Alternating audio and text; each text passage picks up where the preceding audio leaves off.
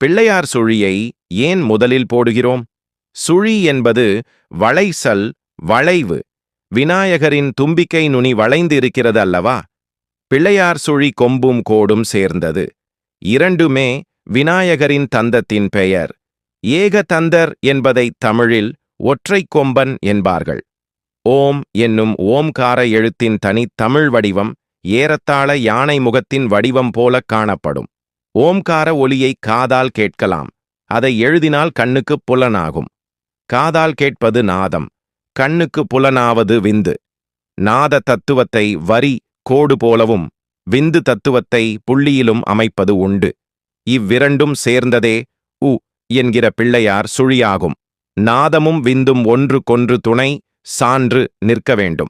இதில் சான்று என்னும் பதத்தை கரி என்றும் சொல்வர். ஆக ஊமை வடிவாகிய சுழி வடிவமும் சிவசக்தி சான்றாகிய கரி வடிவமும் கொண்டு நிற்கும்போது கணபதியின் வடிவமாகிய ஓம்காரம் தோன்றும். எனவேதான் ஏதேனும் எழுதத் துவங்கும் முன்னர் ஒரு சுழியும் கோடும் இடுகிறோம். தமிழ் உயிர் எழுத்துக்கள் அனைத்தும் சுழியை அடிப்படையாக கொண்டவையே. பிரணவத்துக்கும் ஒலி வடிவமும் வரி வடிவமும் உண்டு. வரி வடிவாக விநாயகரின் திருவுருவமும் ஒளி வடிவாக அவரது ஆற்றலும் திகழ்கின்றன. ஆக உமை வடிவாகிய சுழி வடிவமும்